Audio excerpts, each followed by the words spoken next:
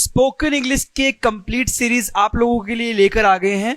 तो यहाँ पे आप क्लास नंबर 1 को देखेंगे। एक एक क्लास आपके लिए इंपॉर्टेंट है। अगर आप हर क्लास को रेगुलर प्रैक्टिस करते हैं तो आप यकीन मानिए आने वाले 15 डेज के अंदर आप नॉर्मल इंग्लिश बोलना शुरू कर देंगे और विद इन 60 क्लासेस आपकी हर एक क्लास आपको एक नया तरीका देगी इंग्लिश को बोलने का। तो चलिए शुरुआत करते हैं। आज की अपनी जो फर्स्ट क्लास रहेगी वो अपना टाइम वर्ड कैन के साथ रहेगी। कैन अपना जो वर्ड है, आप टाइम वर्ड यूज करेंगे कैन।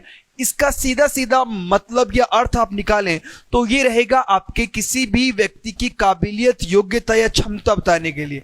देखिए, हर इंसान की कोई ना कोई काबिलियत है। फॉर एग्जाम्पल, अगर मैं ये कहना चाहूँ कि तुम बोल सकते हो तो मैं आपकी काबिलियत बता रहा हूँ। अगर मैं ये कहूँ कि मैं बोल सकता हूँ तो मैं मेरी काबिलियत बता रहा हूँ। मैं अगर ये कहूँ कि आप इंग्लिश सीख सकते हो तो मैं ये आपकी काबिलियत बता रहा हूँ, आपकी योग्यता बता रहा हूँ। मैंने कहा आप हिंदी लिख सकते हो या कोई भी काम को आप कर सकते हो, तो आप यहाँ पे इंग्लिश में इसी बात को बोलने के लिए टाइम वर्ड कैन को काम में लेने वाले हैं। चलिए शुरुआत करते हैं। सबसे पहले मैं अपनी काबिलियत बताने के लिए इस सेंटेंस स्ट्रक्चर को काम में लूंगा।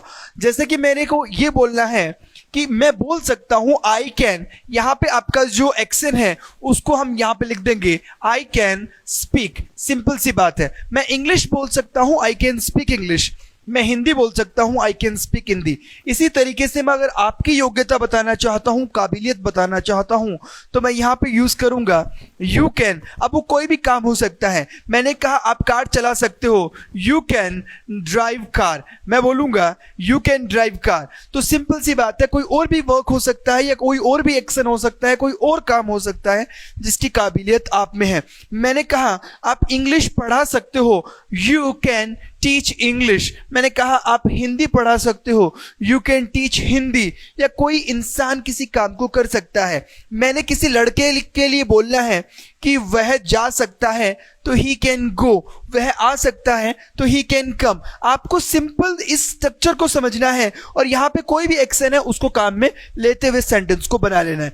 देखिए, एक तरीके का सेंटेंस है, लेकिन आप किसी भी इंग्लिश की बुक को खोल के देखिए, किसी भी न्यूज़पेपर को पढ़िए, ऐसा कोई आर्टिकल या कोई चैप्टर या कोई स्टोरी नहीं होगी जिसमें इस सेंटेंस स्ट्रक्चर को लेकर के कोई सेंटेंस ना बनाया हुआ हो। या किसी से आप बातचीत करते हैं तो सिंपल आप कैन को यूज में लेते हैं। तो ये है अपना आज की क्लास का सेंटेंस स्ट्रक्चर। आपको हर रोज एक नया सेंटेंस स्ट्रक्चर देखने को मिलेगा और हर सेंटेंस स्ट्रक्चर आपकी इंग्लिश को बेहतर बनाएगा।